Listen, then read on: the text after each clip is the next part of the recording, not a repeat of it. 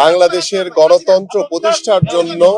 বাংলাদেশের জনগণের ভোটের অধিকার প্রতিষ্ঠার জন্য, বাংলাদেশের মানুষের দাবি এবং অধিকার প্রতিষ্ঠার জন্য দীর্ঘ 17 বছর ওই স্বৈরাচার শেখ হাসিনার বিরুদ্ধে আন্দোলন করেছেন, সংগ্রাম করেছেন এবং যার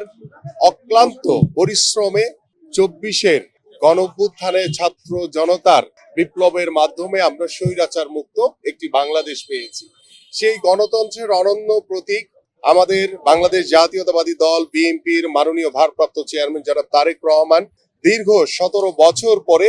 বাংলাদেশে স্বদেশ প্রত্যাবর্তন করতে যাচ্ছেন এবং তার এই স্বদেশ প্রত্যাবর্তনকে আমরা বাংলাদেশের ইতিহাসে একটি ঐতিহাসিক স্বদেশ প্রত্যাবর্তনের রূপ দিতে চাচ্ছি এবং বাংলাদেশের প্রত্যেকটি গণতন্ত্রকামী মানুষ, বাংলাদেশ জাতীয়তাবাদী দলের প্রত্যেকটি নেতৃবৃন্দ এবং বাংলাদেশের সকল সাধারণ মানুষ অপেক্ষামান রয়েছে আমাদের বাংলাদেশের, শুধু বাংলাদেশ জাতীয়তাবাদী দল বিএনপির নেতা নন, তিনি বাংলাদেশের একজন গণতন্ত্রের প্রতীক হিসেবে ইতিমধ্যে বাংলাদেশের মানুষের কাছে প্রতিষ্ঠিত হয়েছেন। আমাদের সেই বাংলাদেশের নেতা মাননীয় ভারপ্রাপ্ত চেয়ারম্যান জনাব তারেক রহমান আগামী 25শে ডিসেম্বর বাংলাদেশে স্বদেশ প্রত্যাবর্তন করতে যাচ্ছেন এবং তার স্বদেশ প্রত্যাবর্তন উপলক্ষে ইতিমধ্যে সারা বাংলাদেশে একটি সাজ রব, একটি উৎসুক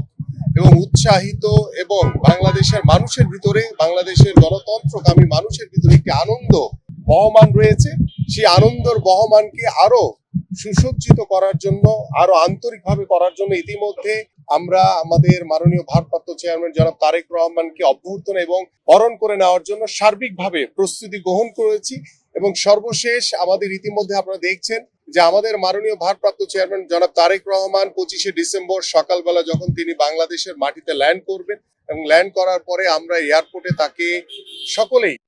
অভ্যর্থনা এবং বরণ করে নিব এবং পরক্ষণে তিনি সরাসরি আমাদের মাননীয় চেয়ারপারসন দেশনেত্রী বেগম খালেদা জিয়া, তিনি অসুস্থ অবস্থায় এভার কেয়ার হসপিটালে চিকিৎসাধীন অবস্থায় রয়েছেন, তাকে দেখার জন্য তিনি সরাসরি এয়ারপোর্ট থেকে এই 300 ফিট হয়ে তিনি এভার কেয়ার হসপিটালে যাবেন। তো সেই 300 ফিটে প্রতিমধ্যে বাংলাদেশের মানুষের জন্য,